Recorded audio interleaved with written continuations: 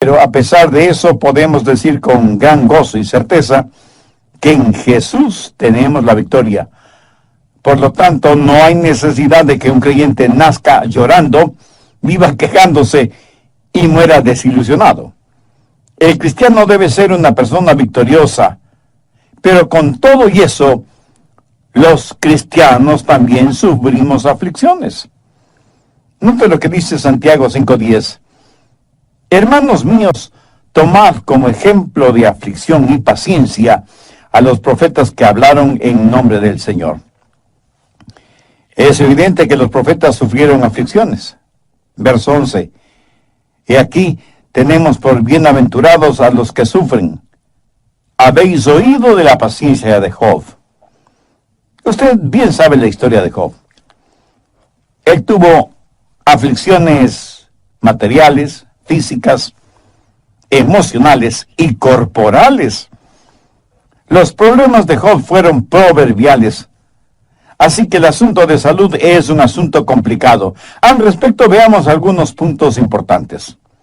Primero, la causa de la enfermedad. ¿Por qué la gente se enferma? Las causas son muchas y variadas. Algunas personas se enferman debido a su pecado. De hecho, seguramente nos sorprenderíamos al saber cuántas enfermedades físicas son el resultado del pecado. Busque 1 de Juan 5:16. Si alguno viere a su hermano cometer pecado que no sea de muerte, pedirá, y Dios le dará la vida. Hay un pecado que es de muerte. Ahora, sin adentrarnos en todas las ramificaciones teológicas de este versículo, sencillamente quiero que note que algunas personas mueren debido a su pecado.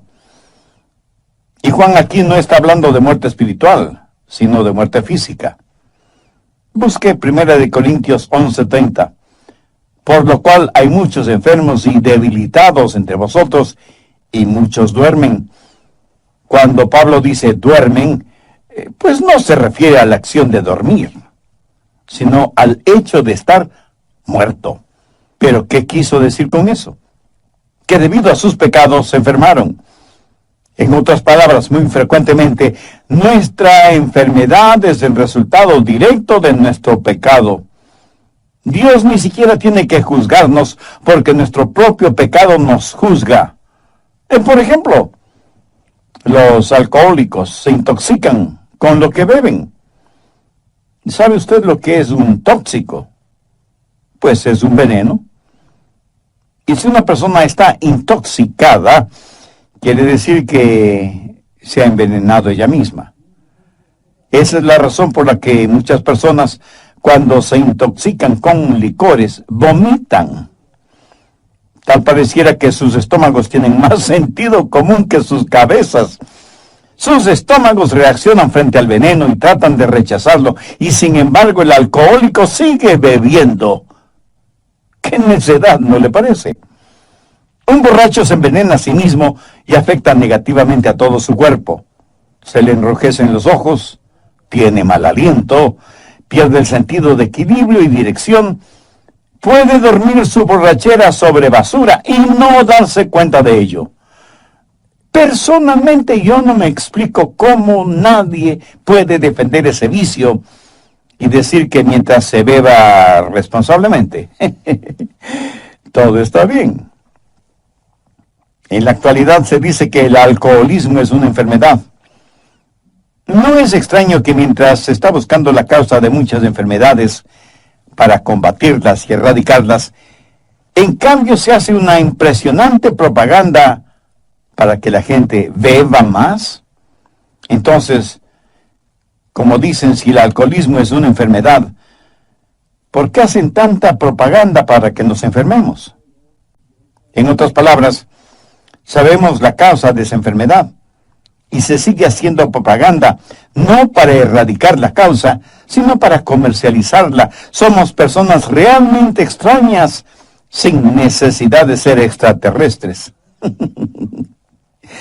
El doctor Edwards Graham, de la Universidad de Washington, es conocido como el padre de la moderna cirugía del pecho, Y en relación con el cigarrillo, él dice en su informe médico que el fumar con exceso es la causa del 99% del cáncer del pulmón. Y el doctor Linus Pauling, premio Nobel de Química, asegura que si una persona de 20 años de edad, si fuma una cajetilla de cigarrillos diariamente, está cortando su promedio de vida en 8 años. Aterradora consecuencia de la enfermedad de fumar. Ahora, quienes hicieron estas declaraciones no son ni pastores, ni predicadores, ni sacerdotes o líderes religiosos. Son científicos investigadores que hablan de los resultados de sus investigaciones. Hay otras personas que se enferman debido a la dieta que tienen y la practican hasta el fanatismo, sin ninguna supervisión médica o de algún reconocido nutricionista. Parece que cada persona tiene su propia dieta y trata de hacer que los demás la acepten. En términos generales, no comemos comidas sanas. La actual es una generación que sabe más de comidas rápidas que no benefician, que de comidas nutritivas que son buenas para nuestros cuerpos. Y algunos de ustedes estarán pensando, bueno, lo que está diciendo no tiene que ver conmigo, porque yo no bebo, no fumo, no como comida basura y no vivo una vida sexual desordenada. Pues mi amigo, le felicito. Pero, ¿qué de las preocupaciones? ¿No sabe que la preocupación hará en usted físicamente lo mismo que la arena hace en una maquinaria? En la actualidad hay muchas formas de distracciones, con bebidas incluidas, que le harán daño físicamente, lo mismo que las preocupaciones. No digo que siempre, pero muchas veces nuestra enfermedad no es más que el resultado directo de nuestro pecado. ¿Sabía que otras veces la enfermedad puede ser causada por Satanás? Vamos al libro de Job, capítulo 2, verso 7. Entonces salió Satanás de la presencia de Jehová e hirió a Job con una sarna maligna. ¿Quién atacó a Job con esa enfermedad? Satanás. Y en el Nuevo Testamento, en el libro de los Hechos, capítulo 10 y verso 38, leemos que Jesús anduvo haciendo bienes y sanando a todos los oprimidos por el diablo. Satanás hirió con una sarna a Job y tuvo muchos hombres y mujeres bajo su opresión física. La opresión satánica se tradujo en enfermedades físicas. Así que algunos están enfermos debido a su pecado y otros están enfermos debido a Satanás. Ahora escúcheme atentamente. Algunos están enfermos porque Dios permite esa enfermedad con un propósito especial. No es que Satanás lo hace, o sea, el resultado de algún pecado en particular. En la Biblia muchos de los santos de Dios padecieron enfermedades, y el ejemplo clásico es el del apóstol Pablo. Busque 2 de Corintios 12, verso 7, en donde Pablo declara, y para que la grandeza de las revelaciones no me exaltase desmedidamente, me fue dado un aguijón en mi carne, un mensajero de Satanás para que me abofetee, para que no me enaltezca sobremanera, respecto a lo cual 3 veces he rogado al Señor que lo quite de mí, y me ha dicho, bástate mi gracia, porque mi poder se perfecciona en la debilidad. Por tanto, de buena gana me gloriaré más en mis debilidades, para que repose sobre mí el poder de Cristo. Muchos estudiosos de las Escrituras creen que el aguijón en la carne que menciona Pablo seguramente era una enfermedad en los ojos, porque el apóstol, escribiendo a los Gálatas, les dijo, porque os doy testimonio de que si hubieseis podido, os hubierais sacado a vuestros propios ojos para dármelos. ¿Por qué Pablo no fue sanado de su enfermedad? ¿Es que acaso su fe era débil? No lo creo. A lo mejor Pablo estaba fuera de la voluntad de Dios. De ninguna manera. Dios tenía un plan específico y sobresaliente para Pablo. Por un momento quiero que veamos 2 Timoteo 4:20. Aquí Pablo menciona Trófimo, que estaba sumamente enfermo. Y el apóstol dice, Erasto se quedó en Corinto y a Trófimo dejé en Mileto, enfermo. Pablo, el apóstol, tenía poder para realizar milagros de sanidad. ¿Piensa que Pablo dejó a Trófimo enfermo en Mileto porque no le importaba o porque la enfermedad de su compañero le era indiferente? De ninguna manera. Sencillamente la voluntad de Dios no era el sanar a Trófimo. Por eso Pablo lo dejó enfermo en Mileto. Veamos ahora 1 Timoteo 5:23. Este es un consejo que Pablo le da a su hijo espiritual Timoteo. Y le dice, ya no bebas agua, sino que usa un poco de vino por causa de tu estómago y de tus frecuentes enfermedades. Timoteo era un hijo de Dios, un predicador del Evangelio y un gran siervo e hijo espiritual de Pablo. Sin embargo, Pablo no tuvo el poder para milagrosamente sanarle. Lo único que pudo hacer el apóstol fue recomendarle que ya no bebiera agua por obvias razones de contaminación y que más bien tomara un poco de vino. El agua en Israel y en la Tierra Santa, en general, tiene un alto contenido alcalínico, no muy recomendable para la buena digestión. Pablo no le está diciendo a Timoteo que se vuelva un borracho, sino que tome un poco de vino para sus enfermedades estomacales. En el Antiguo Testamento, veamos 2 de Reyes 13, verso 14. Estaba Eliseo enfermo de la enfermedad de que murió. ¿Cómo murió Eliseo, quien tuvo una doble porción del espíritu que moraba en Elías? Murió porque ya no tenía comunión con Dios. Y por eso se enfermó. ¿Qué había hecho de malo? Al estudiar la Biblia descubrirá que Eliseo estaba en comunión con Dios y que aún estando en su lecho enfermo, hizo una de las más extraordinarias profecías bíblicas, y no hay ninguna indicación de que Eliseo estuvo enfermo debido a su pecado. Frecuentemente Dios tiene un propósito increíble cuando permite alguna enfermedad a sus santos. ¿Cuáles son esos propósitos de Dios en la vida de sus hijos por medio de la enfermedad? Segundo, para que experimentemos la gracia de Dios. Dios le dijo a Pablo, bástate mi gracia porque mi poder se perfecciona en la debilidad. Tercero, el poder viene por medio del sufrimiento y la enfermedad. Pablo hizo un maravilloso descubrimiento, que por medio de la enfermedad podía conocer el poder de Dios, quien le dijo, mi poder se perfecciona en la debilidad. En otras palabras, Dios le dijo, Pablo, cuando estés lo suficientemente débil como para depender totalmente de mí, tendrás más poder del que nunca tuviste estando sano. Por eso es que Pablo dijo, por tanto, de buena gana me gloriaré, más bien en mis debilidades, para que repose sobre mí el poder de Cristo. Y la frase para que repose sobre mí el poder de Cristo es muy significativa. Quiere decir literalmente extender el tabernáculo de Dios. Dios ha extendido su poder sobre la vida de Pablo, y por eso el apóstol siente que cuando es débil, entonces es fuerte. Pablo, debido a su enfermedad física, aprendió a confiar, a depender de Jesucristo. Pablo nunca dijo, bueno, si no me puedo curar, entonces debo aguantar. No. Su actitud fue, si Dios no me quiere curar, entonces debo alabar. Amén. Por eso se glorió en su enfermedad. ¿Alguna vez usted le ha dado gracias a Dios por su enfermedad, así como le da gracias a Dios por su buena salud? Piénselo. Cuarto, la productividad a veces viene por medio de la enfermedad.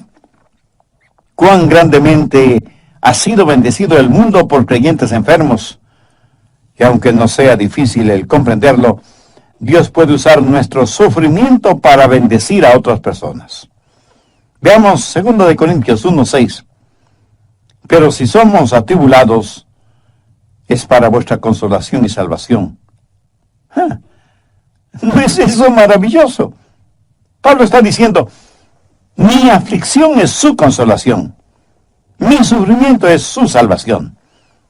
El resto del verso 6 dice, la cual se opera en el sufrir las mismas aflicciones que nosotros también padecemos.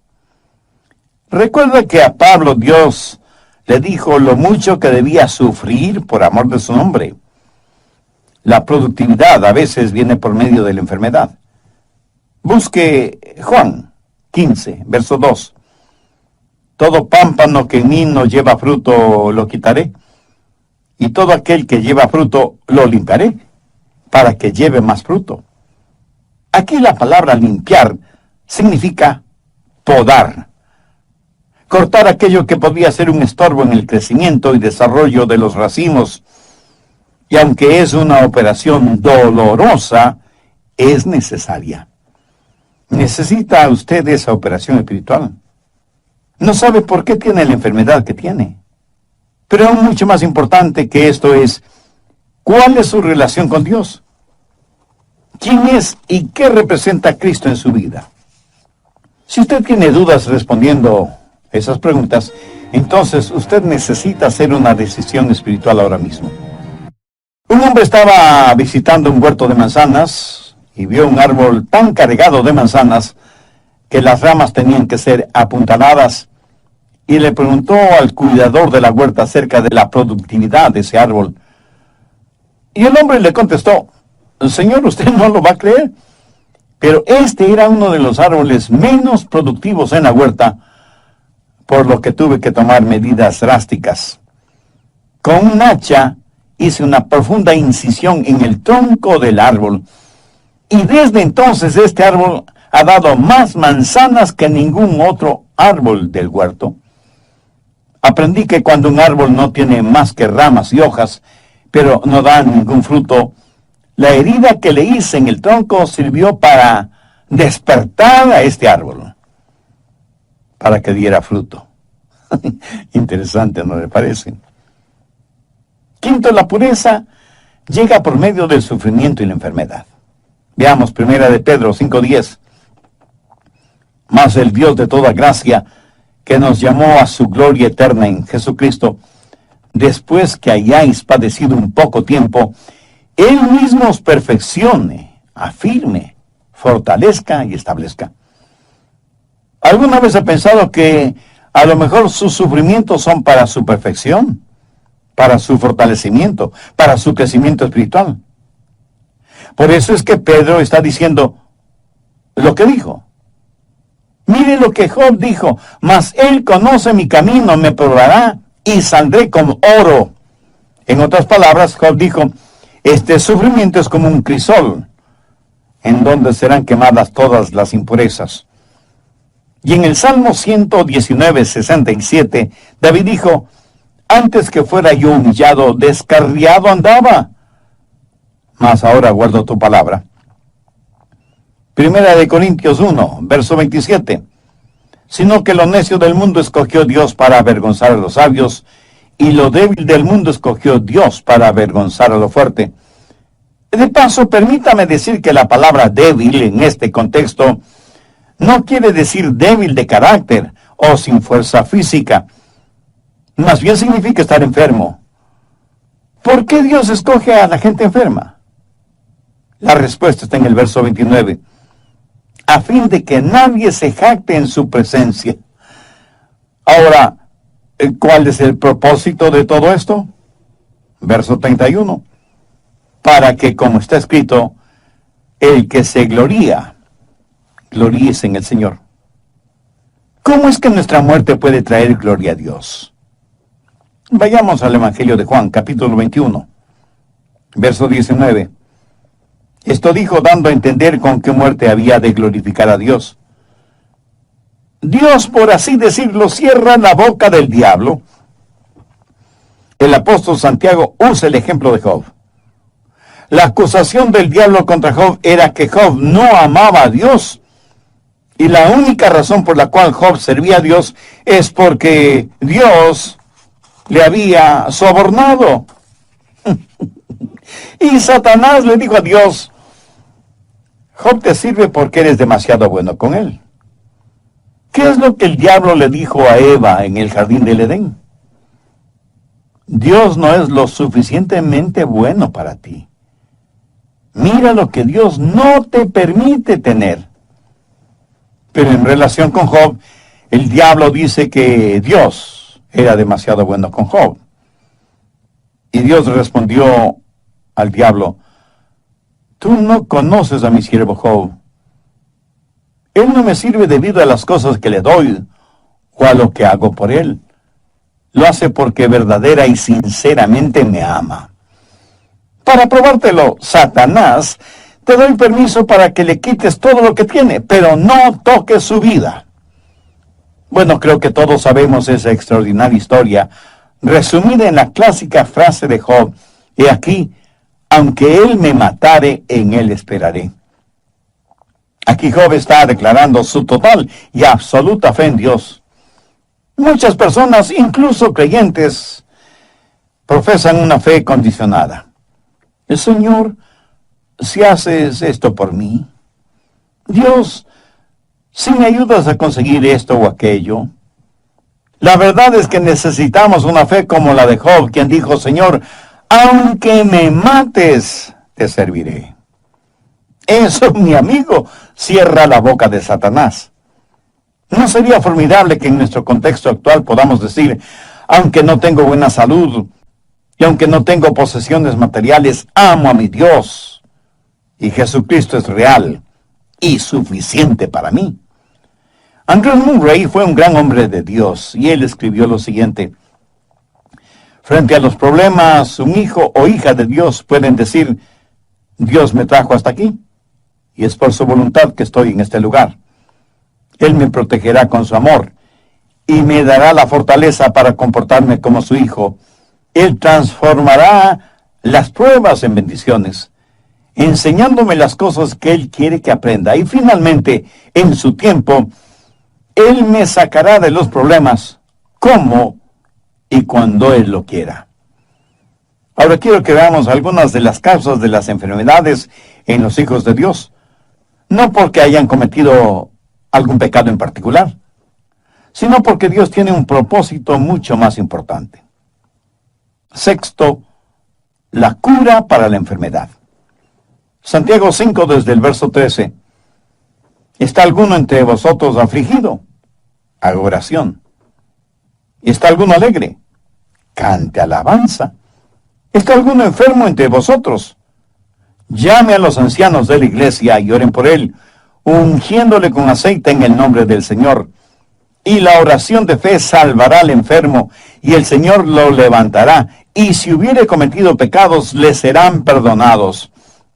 Aquí la palabra enfermo significa no tener ninguna fortaleza física, pero tampoco se refiere a un simple dolor de cabeza o a que le duele algún diente de la dentadura postiza. No se refiere a nada de eso. Aquí se habla de una verdadera enfermedad genuina, real, terrible. Entonces, ¿cuál es el procedimiento a seguir? Primero, llamar a los ancianos de la iglesia. Esto no necesariamente significa una persona llena de años, aunque esa es la etimología de la palabra, pero más bien se refiere a un líder en la iglesia.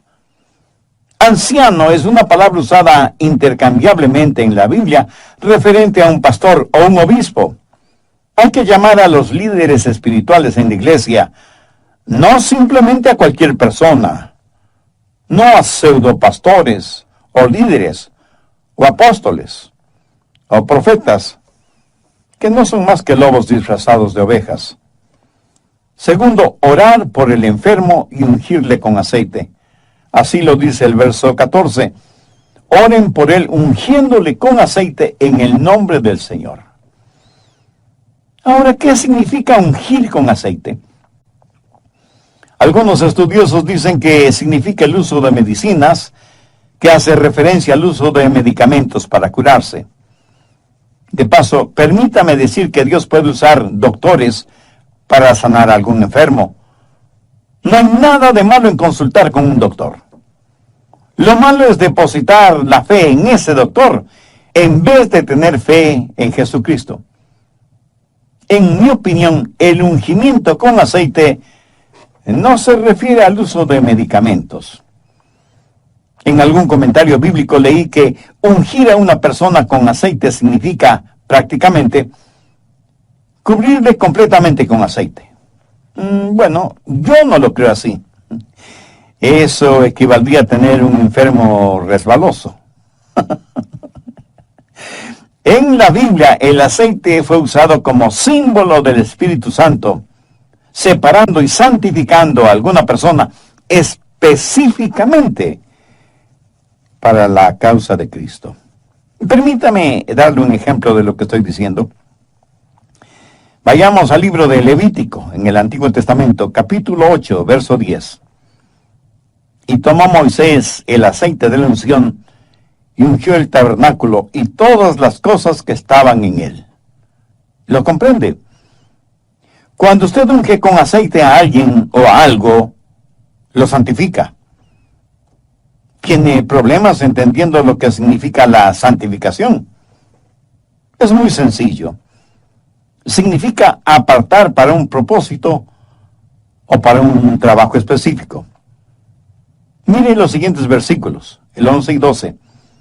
Y roció de él sobre el altar 7 veces, y ungió el altar y todos sus utensilios, y la fuente y su base para santificarlos, y derramó del aceite de la unción sobre la cabeza de Aarón, y lo ungió para santificarlo. El ungimiento con aceite es un acto simbólico, similar a la Cena del Señor, o Santa Cena, o Comunión, al bautismo por inmersión, o la imposición de manos.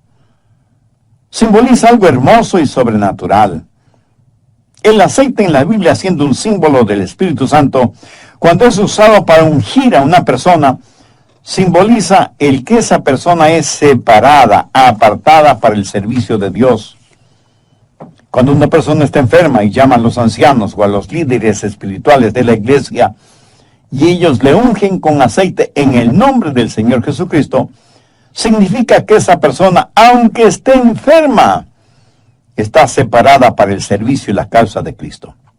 Ahora, ¿por qué Dios debería sanar a una persona que no ha sido santificada? ¿O por qué Dios debería darle buena salud para que usted siga sirviendo al diablo? El ungimiento de una persona enferma